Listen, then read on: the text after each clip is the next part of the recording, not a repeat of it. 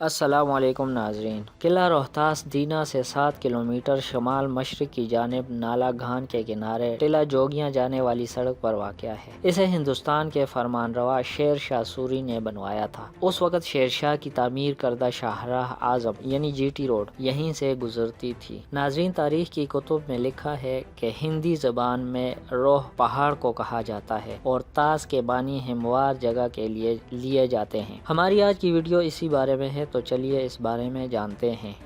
ناظرین، اگر آپ کو ہماری ویڈیوز پسند ہیں تو آپ ہماری حوصلہ افزائی کے لیے ہمارے چینل کو سبسکرائب کریں اور مزید اچھی ویڈیوز کے لیے گھنٹی کے بٹن کو دبائیں۔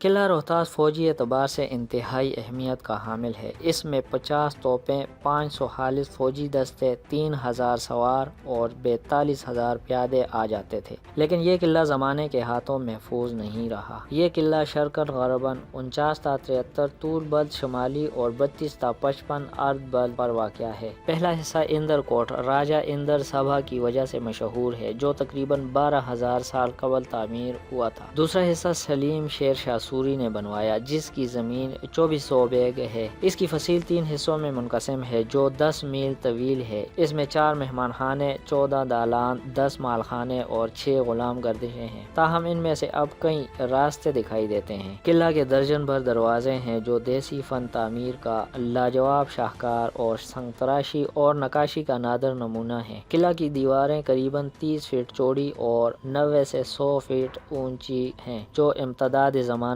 کے باعث آہستہ آہستہ زمین بوس ہوتی جا رہی ہیں۔ چونے اور پتھر سے بنی ان دیواروں پر چھوٹی چھوٹی برجیاں بنی ہوئی ہیں۔ ان برجیوں میں چھوٹے چھوٹے سوراخ ہیں، جن کے ذریعے دشمن کی نقل و حرکت پر بآسانی نظر رکھی جا سکتی ہے اور اسے بخوبی نشانہ بنایا جا سکتا ہے۔ قلعہ کی فصیل کم و بیش 12 تا 16 کلومیٹر کا احاطہ کیے ہوئے ہے۔ دیواروں اور دروازوں کے اوپر پتھروں کو تراش کر کنگرے بنائے گئے ہیں، جہاں سپاہی کھڑے ہو کر نشانہ لگا سکتے ہیں۔ دیواروں اور دروازوں پر پتھروں کی بڑی بڑی سلیں اس سلیقے اور نفاست کے ساتھ لگائی گئی ہیں کہ عقل دنگ رہ جاتی ہے۔ دیواروں پر چڑھنے کے لیے سیڑھیاں بنائی گئی ہیں۔ فصیل کے نیچے سپاہیوں کے ٹھہرنے، آرام کرنے اور سامان ذخیرہ کرنے کے لیے کمرے بنائے گئے ہیں۔ قلعہ میں ایک طرف پانی کا کنواں ہے۔ اگر اس کنویں کی منڈیر سے نیچے جھانکنے کی کوشش کریں تو پاؤں خود بہت زمین سے اوپر اٹھتے محسوس ہوتے ہیں۔ اس گہرے کنویں تک پہنچنے اور پانی میں نہانے کے لیے ایک طرف سیڑھیاں بنی ہوئی ہیں، جن کے راستے شیرشاہ کے مقربین، وزراء، امراء اور ان کی بیگمات نہانے کے لیے کنویں کے پانی کی سطح تک پہنچ جاتے تھے۔ یہ کنواں اس خوبصورتی، محنت اور اہتمام کے ساتھ بنایا گیا کہ اس کے معماروں اور ماہرین تعمیرات کو بے اختیار داد دینے کو جی چاہتا ہے۔ قلعے کی جانب ایک پھانسی گھر ہے۔ شیر شاہ سوری نے یہ پھانسی گھر شاید باغیوں کے لیے بنوایا تھا۔ اس کے اندر داخل ہوں تو پورے بدن میں خوف کی ایک لہر سی دوڑ جاتی ہے۔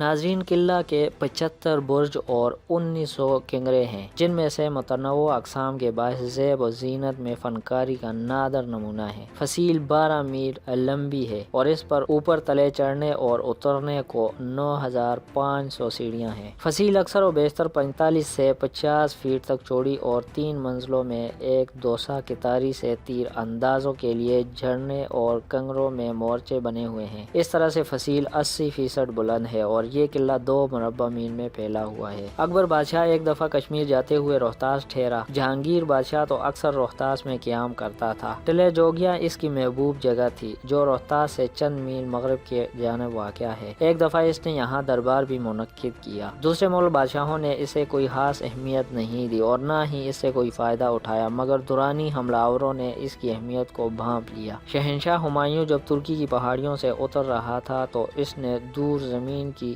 بلندیوں پر انڈے کی مانند سفید براق قلعہ مادرگیتی کی چھاتیوں پر تاباں و فروزاں کھڑا پایا۔ بادشاہ نے پوچھا، یہ کیا چیز ہے جو ایسی منور اور درخشاں ہے؟ جواب ملا، حضور شیر شاہ سوری کا شاہکار ہے۔ یہ قلعہ روہتاس ہے جو اپنی رفعت و عظمت کے لیے کھڑا ہے۔ حکم کیا کہ فوراً اس کو زمین کے برابر کر دیا جائے۔ جب ہمایوں روہتاس آیا تو بیرم خان نے آگے بڑھ کر عرض کی کہ جہاں پناہ دشمنی کی زبردست تلوار اب آپ کے ہاتھ ہے، اس کا توڑنا کس لیے؟ اس کے مٹا دینے سے کیا حاصل ہوگا جب یہ قبضے ہی میں آ گیا؟ اور اس عمارت کا کیا قصور جو بن کر تیار ہو گئی ہے؟ اگر اس ارادے کو شہنشاہ نے مٹانے کا فیصلہ کر لیا ہے تو تمام فوج بھی اس کے مسمار کرنے سے آری ہوگی، اور فوج سے ابھی اہم کام لینے ہیں اور آگے بڑھ کر دلی پہنچنا ہے۔ ہمایوں کی آنکھیں قلعے کو دیکھ کر فرت حیرت سے کھلی کی کھلی رہ گئیں، مگر پھر کہا جو کچھ ہماری زبان سے نکل چکا ہے ہو کر رہے گا، اس کی کوئی ترکیب کرو۔ پھر بیرم خان نے ہاتھ باندھ کر عرض کی کہ جناب والا، کسی کے سر کی پگڑی اتارنا اس کے قتل کے مترادف سمجھا جاتا ہے، اس قلعے کے سر سوہل دروازے سے اس کے کچھ کنگرے میں دم کروا دیں۔ بادشاہ نے یہ تجویز پسند کی اور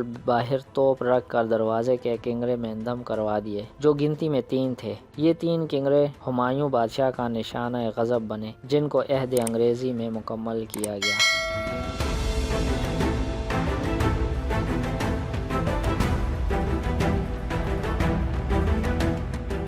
اس قلعے میں سب سے اندرونی حصے میں شاہی محلات تعمیر کیے گئے۔ ان محلات میں سفید محل بہت مشہور اور پائیدار ہے۔ محل کے ارد گرد بے شمار کمرے، دالان زیب و زینت کے موجود تھے۔ محل کی چاردیواری کے اندر دربار ہال اور شاہی رہائش گاہیں چھتوں پر تعمیر کی گئی تھیں۔ سب سے پہلے نیچے تہھانے کا ایک لامتناہی سلسلہ تھا جس کے اوپر تمام محل ایستادہ تھا۔ ان تہھانوں کے اوپر گرد و بیش اسلحہ خانے، بارود خانے اور خزانے کے لیے جگہ مختص تھی۔ تیسری منزل میں غلام، خادم خانسامے، سپاہی، چوکیدار متمکن تھے۔ کچھ منزلیں خواصوں، خادماؤں اور دائیوں کے لیے مخصوص تھیں، اور آخری منزل میں شاہی افراد کے لیے درجہ بدرجہ رہائش گاہیں اور انتظار گاہیں و حلوت گاہیں تھیں۔ سب سے اوپر کی منزل میں شاہی رہائش گاہ تھی۔ محل کی تعمیر میں چونے کچ سے کام لیا گیا تھا، اور پچکاری اور نقش و نگار آج بھی چھتوں، جھروکوں اور دیواروں پر سنگ مرمر کی سفیدی لیے ہوئے قائم و فروزہ ہیں۔ محل پر جھنڈے نصب کرنے کے لیے 8 جگہیں موجود ہیں۔ اس محل پر چڑھنے کے لیے گورنمنٹ آف برطانیہ نے نئی سیڑھیاں تعمیر کروائیں۔ 7 لوہے کے ڈنڈے 2 طرفہ لگائے تاکہ اونچائی کی ہیبت سے کوئی ڈر کر گر نہ جائے۔ اس قلعہ پر 8 کروڑ 5 لاکھ 5,000 2.5 دوام بہلوی سکہ خرچ ہوئے۔ اس قلعے کی تعمیر پر 3 سال سے زائد کا عرصہ صرف ہوا۔ یہ قلعہ مارچ 1849 میں انگریزی عملداری میں آ گیا۔ اس دور میں غیر ملکیوں نے اس کی جنگی اہمیت کو مسلمانوں کی شجاعت و بہادری کو حرف غلط ثابت کر کے آثار قدیمہ کے سپرد کر دیا، جو اس کی دیکھ بھال میں گاہے بگاہے کوشاں ہے۔ تاہم 1947 عیسوی سے تاحال ایک خداداد پاکستان کے زیر تسلط یہ عالیشان قلعہ اور یادگار سلامت ہے۔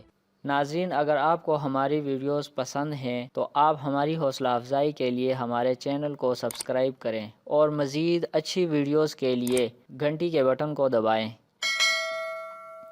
تو ہمیں دیجیے اجازت، دیکھتے رہیے ہمارا چینل اور جانیے دنیا کے بارے میں ہمارے ساتھ ساتھ۔ تو ملتے ہیں اگلی ویڈیو میں، تب تک کے لیے اللہ حافظ۔